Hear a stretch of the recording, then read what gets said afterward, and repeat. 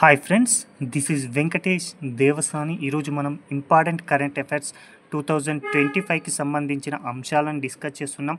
అందులో మొదటి టాపిక్ చూడండి. కాల అజార్ రహిత దేశంగా భారత్ను ఇటీవల కాలంలో WHO ప్రకటించింది. కాబట్టి ఈ యొక్క వార్త అనేది ప్రస్తుతం చాలా ఇంపార్టెంట్ అండి. కాబట్టి గుర్తుంచుకోండి, ప్రపంచ ఆరోగ్య సంస్థ ఇటీవల కాల అజార్ రహిత దేశంగా భారత్ని ప్రకటించిందండి. కాల అజార్ అనేది ఒక వ్యాధి అండి. అలాంటి వ్యాధి రహిత దేశంగా ఇటీవల కాలంలో భారత్ అనేది ఆవిర్భవించడం జరిగింది. అయితే WHO అయితే భారత్లో ఒక 10,000 జనాభాను ప్రామాణికంగా తీసుకుంది. అందులో ఒకటి కంటే తక్కువ కేసులు ఉన్నటువంటి లక్ష్యాన్ని 2023లోనే భారత్ చేరుకోవడం జరిగింది. కాబట్టి చాలా ఇంపార్టెంట్గా గుర్తుంచుకోండి. అంటే ఫర్ ఎగ్జాంపుల్ ఒక 10,000 మంది జనాభాను శాంపుల్గా తీసుకుంటే ఆ యొక్క 10,000 జనాభాలో ఒకటి లేదా ఒకటి కంటే తక్కువగా కాల అజార్ అనేటువంటి కేసులు నమోదు కావడంతో 2023లోనే భారత్ యొక్క కాల అజార్ యొక్క రహిత దేశంగా ఆవిర్భవించగా ఇటీవల కాలంలో WHO వచ్చేసి కాల అజార్ రహిత దేశంగా భారత్ని 2025లో ప్రకటించింది. కాబట్టి ఎగ్జామినర్ ఏ విధంగా ప్రశ్న అడుగుతారంటే 2025 సంవత్సరంలో ప్రపంచ ఆరోగ్య సంస్థ ఈ క్రింది వాటిలో ఏ దేశాన్ని కాల అజార్ రహిత దేశంగా ప్రకటించడం జరిగిందని అడగడానికి అవకాశం ఉంది. కాబట్టి భారత్ అని గుర్తుంచుకుంటే సరిపోతుందండి. అయితే ఈ కాల అజార్ అనేటువంటి వ్యాధి దేని ద్వారా వ్యాపిస్తుందనేది కూడా ఎగ్జామినర్ అడగడానికి అవకాశం ఉంది. కాబట్టి గుర్తుంచుకోండి, లిష్మానియా డోనావాని అనేటువంటి ప్రోటోజోవా పరాన్నజీవి సోకినటువంటి శాండ్ దోమల వల్ల ఇది సోకుతుందండి. చాలా ఇంపార్టెంట్గా గుర్తుంచుకోండి. లిష్మానియా డోనావానా అనేటువంటి ప్రోటోజోవా యొక్క పరాన్నజీవి సోకినటువంటి శాండ్ దోమల వలన ఈ యొక్క వ్యాధి అనేది రావడం జరుగుతుంది. ఒకవేళ గనక ఈ వ్యాధి గనక సోకితే మానవ శరీరంలో ఏ అవయవాలు దెబ్బతినే అవకాశం ఉంది అంటే ప్లీహం, కాలేయం వాపు లాంటివి, అదేవిధంగా తీవ్రమైనటువంటి రక్తహీనత లాంటి సమస్యలు తలెత్తి చివరికి ఆ యొక్క వ్యాధి వలన మరణం సంభవించేటువంటి అవకాశం కూడా ఉండడం జరిగింది. కాబట్టి ఎగ్జామ్లో చాలా ఇంపార్టెంట్ అండి. కాల అజార్ రహిత దేశంగా 2025 సంవత్సరంలో WHO ఏ దేశాన్ని ప్రకటించిందంటే భారత్ అని గుర్తుంచుకోండి. ఈ యొక్క వ్యాధి అనేది శాండ్ దోమల వలన సంభవిస్తుంది అని గుర్తుంచుకుంటే సరిపోతుంది. ఒకవేళ ఈ యొక్క వ్యాధి సోకితే మానవ శరీరంలో ప్లీహం, కాలేయం వాపు, తీవ్రమైనటువంటి రక్తహీనత లాంటి సమస్యలు తలెత్తి చివరికి మరణం సంభవించే అవకాశం ఉంది. కాబట్టి ఈ యొక్క అంశాన్ని కూడా గుర్తుంచుకుంటే సరిపోతుంది.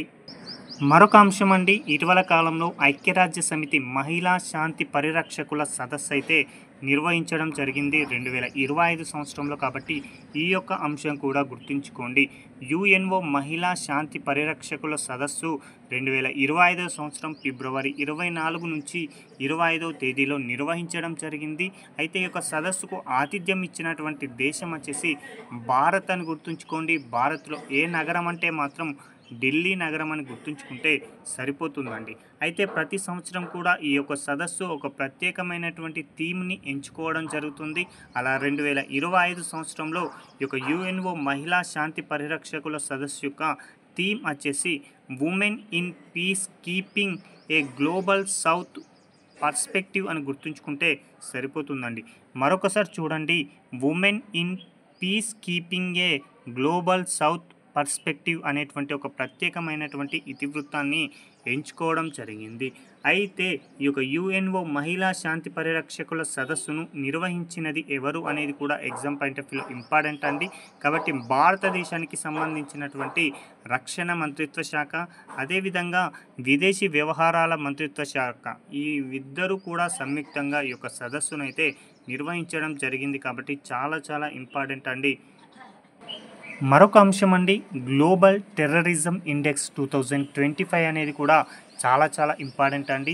2025 సంవత్సరంలో గ్లోబల్ టెర్రరిజం ఇండెక్స్ని ఇటీవల కాలంలో విడుదల చేయడం జరిగింది. ఏ సంస్థ ఈ యొక్క నివేదికను విడుదల చేసింది అంటే institute of economics and peace అండి. చాలా important. Institute of economics and peace వారు ఈ యొక్క గ్లోబల్ టెర్రరిజం ఇండెక్స్ను అయితే విడుదల చేయడం జరిగింది.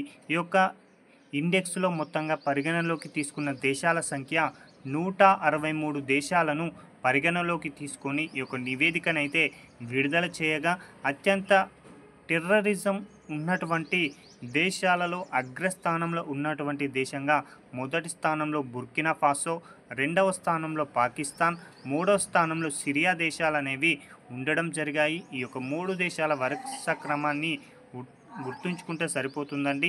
మొదటి స్థానంలో బుర్కినా ఫాసో, రెండవ స్థానంలో పాకిస్తాన్, మూడవ స్థానంలో సిరియా అనేవి ఒక గ్లోబల్ టెర్రరిజం ఇండెక్స్లో ఉండడం జరిగింది. అయితే ఈ యొక్క ఇండెక్స్లో మన భారత్ ఎన్నవ స్థానంలో నిలిచింది అంటే మాత్రం 14వ స్థానం అండి. ఎగ్జామ్ పాయింట్ ఆఫ్ వ్యూలో ప్రశ్న అడుగుతారండి, గ్లోబల్ టెర్రరిజం ఇండెక్స్ 2025లో భారత్ ఎన్నవ స్థానంలో నిలిచిందని డైరెక్ట్ అడగవచ్చు. కాబట్టి 14వ స్థానం అని గుర్తుంచుకుంటే సరిపోతుంది. ఇక మరొక అంశం అండి, చాలా ఇంపార్టెంట్. ఇది కూడా బీహార్లో తొలి శౌర్య వేదనం ఉత్సవ్ అనే దానిని నిర్వహించడం జరిగింది. కాబట్టి ఇది కూడా చాలా ఇంపార్టెంట్ అండి. తొలిసారిగా శౌర్య వేదనం అనేటువంటి ఉత్సవాన్ని ఇటీవల ఎక్కడ నిర్వహించారు అంటే బీహార్ రాష్ట్రం అని గుర్తుంచుకోండి. బీహార్లో ఏ ప్రాంతం అంటే మాత్రం మోతీహారీ అండి. మోతీహారీ అనేటువంటి ప్రాంతంలో ఈ యొక్క శౌర్య వేదనం ఉత్సవాన్ని నిర్వహించడం జరిగింది. అయితే ఎప్పటి నుంచి ఎప్పటి వరకు నిర్వహించారు అంటే 2025 మార్చి 2 నుంచి 8 వరకు ఈ యొక్క ఉత్సవాన్ని అయితే నిర్వహించడం జరిగింది. అయితే ఈ యొక్క ఉత్సవానికి సంబంధించినటువంటి ప్రధాన ఉద్దేశం ఏంటి అంటే మాత్రం ఆర్మీ, నేవీ, ఎయిర్ ఫోర్స్ ఈ యొక్క 3ంటికి సంబంధించినటువంటి శక్తి సామర్థ్యాలు ఏవైతే ఉంటాయో అదేవిధంగా వారి యొక్క ధైర్య సాహసాల గురించి యువతకు అవగాహనను కల్పించాలనే ఉద్దేశంతో ఈ యొక్క ఉత్సవాన్ని నిర్వహించారండి. మరొకసారి దాని యొక్క ఉద్దేశాన్ని గమనించండి. ఆర్మీ, నేవీ, ఎయిర్ ఫోర్స్ ఈ 3ంటికి సంబంధించినటువంటి శక్తి సామర్థ్యాలు అదేవిధంగా వారి యొక్క ధైర్య సాహసాలపైన యువతకు అవగాహనను కల్పించాలనే ఉద్దేశంతో ఈ యొక్క ఉత్సవాన్ని నిర్వహించారండి. అయితే యువతకు ఈ యొక్క అవగాహన కల్పించడానికి గల ప్రధాన ఉద్దేశం ఏంటి అంటే యువత ఎవరైతే ఉన్నారో వారిని సాయుధ దళాలలో చేరేలా ప్రేరేపించి వారిలో దేశభక్తిని పెంపొందించడమే ఈ యొక్క కార్యక్రమం యొక్క ముఖ్య ఉద్దేశంగా ఈ యొక్క ఉత్సవాన్ని అయితే తొలిసారిగా బీహార్లో అయితే నిర్వహించారు. కాబట్టి చాలా ఇంపార్టెంట్గా గుర్తుంచుకోండి.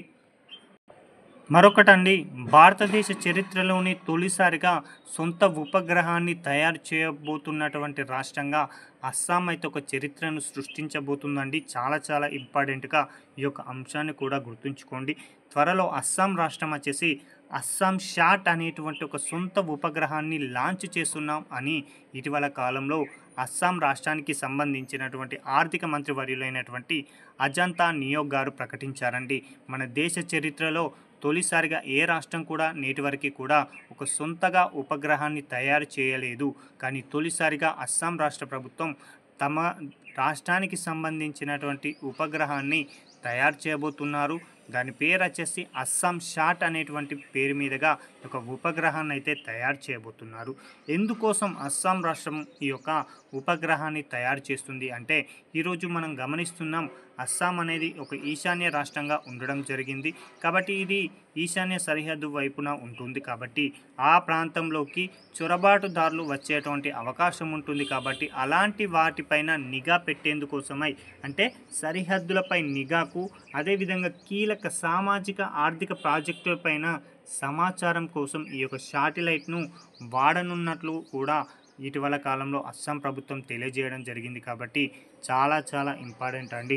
ఒకవేళ ఈ వీరు ప్రయోగిస్తున్నటువంటి ఉపగ్రహం గనక పూర్తయితే సొంత శాటిలైట్ ఉన్నటువంటి తొలి రాష్ట్రంగా అస్సాం అనేటువంటి రాష్ట్రం నిలవనుందండి. ఇది కూడా చాలా ఇంపార్టెంట్గా గుర్తుంచుకుంటే సరిపోతుందండి. ఇవ్వండి ఈ రోజుకు సంబంధించిన ముఖ్యమైనటువంటి కరెంట్ అఫైర్స్. మన కరెంట్ అఫైర్స్కు సంబంధించినటువంటి పీడిఎఫ్లన్నీ కూడా మన టెలిగ్రామ్ ఛానల్లో అందుబాటులో ఉంటాయి. Thank you.